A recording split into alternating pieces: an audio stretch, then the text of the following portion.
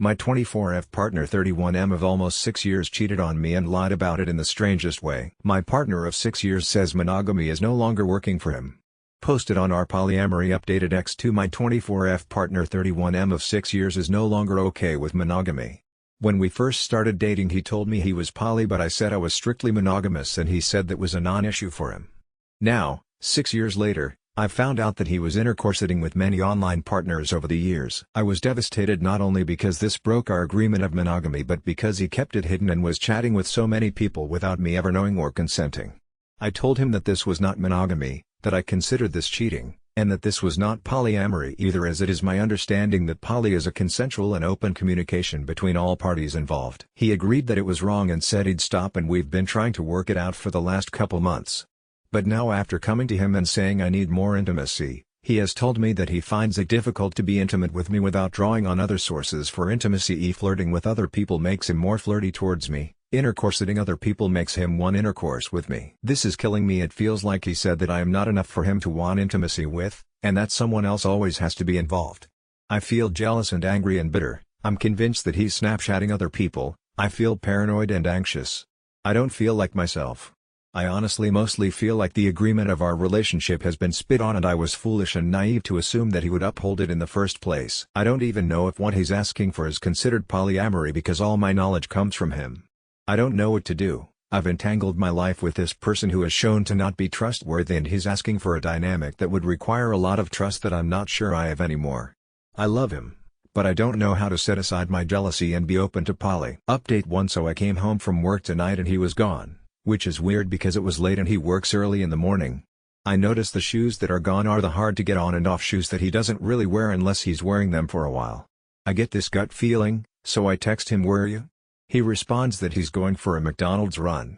Everything feels weird and not making sense. All day he had been Snapchatting but being super secretive and evasive of me, but weirdly affectionate when I'd mention it. At this point alarm bells are sounding. Then I go to the bedroom and look at the Viagra bottle he has. The cap is on backwards, so I have a low moment and I count them. I had this awful gut feeling of intuition that something wasn't adding up. One pill is missing. I'm ripshit. So mad I'm shaking. He's not having intercourse with me, so why is he taking Viagra? I straight up text him, "Why is there a Viagra missing?" He's obviously upset that I've counted his pills, and poor choice for me to count it honestly, but I'm so out of my mind the last few days I feel like I'm going crazy. So I asked him what the excuse was. Get this, the reason he took a Viagra was because he was going to romance me when I got home from work, which by his words he estimated would be sometime between 9 and 11 at night because he has been messaging his therapist all day on a Sunday, and I have no clue when he got a therapist and she said to go for it. So without discussing with me about it at all, not flirting with me at all when we chatted over text while I was at work, and after he went dark online for over an hour, he was going to romance me and took a Viagra preemptively just in case it went well and he couldn't get it up. I lost my mind. Nothing about that makes sense. He gets up for work at 5 a.m., and took a Viagra somewhere around 9 p.m. in case I was home in a 2-hour time span where he didn't ask what time I'd be home, and on the off chance that after a weekend of emotional turmoil trying to assess this whole situation, I might be down for intercourse. Hen, would we have time? Why wouldn't you ask me when I was coming home? Who is this insane therapist you texted on a weekend that said the best remedy for a relationship with trust issues was to just go for it?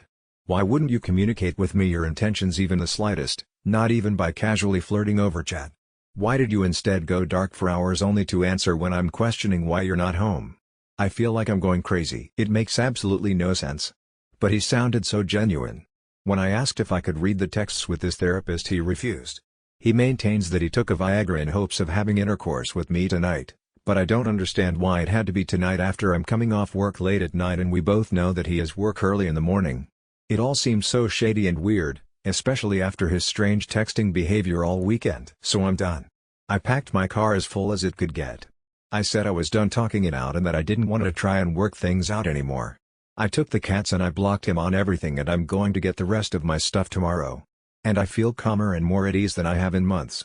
Well, update 2. So I got my stuff today, and while I was in the house I snooped on his Facebook Messenger. I found chats between him and a coworker he told me not to worry about, talking about how they can't stop thinking about each other and how she can still feel him on her skin. Gross. So he did cheat, and his asinine story about taking Viagra for me was a lie obviously. So I messaged her in their chat from his account. Thank you for confirming that my boyfriend actually did cheat last night. I will be getting tested for STDs and I think you should do the same. Him and I are done, so you can do as you please now." She sent back question marks, so I threw in the chat that I was his girlfriend, of the guy you ducked last night. He pops in the chat, "Block her. She is spiraling.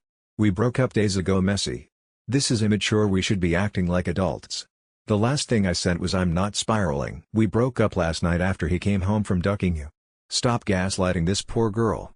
I felt that it was only fair that she know the person she is getting involved with, and sure, it was immature, but that's what he gets for dating someone 7 years younger than him. I feel vindicated knowing that I was right for assuming that he was cheating, and that I didn't fall for his masterclass manipulation of his therapist told him to duck me after work story. I feel angry for sure, but I also feel more happy and secure than I have in months, and there is so much more mental clarity after having left. I think I'm going to move in with my parents on their farm in Maine for a little while and just use some time to explore being happy alone. I'm actually excited to talk to my therapist this week and tell her I made a smart and healthy decision for myself. My family is so supportive and I'm so happy to have the safety net that I do. To everyone who shared their advice and kind words, thank you so much. This was a long time coming, and the validation from others that this was the right choice to make gave me the confidence to do it.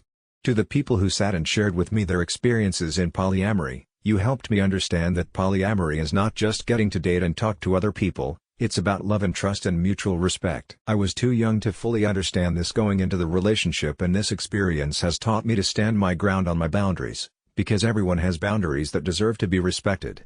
I will never let someone else compromise my boundaries for me again. Thanks everyone, heart. Wow, that guy is a loser. I would have sent her the text of him saying he took a Viagra for you, so he can't weasel his way out of it.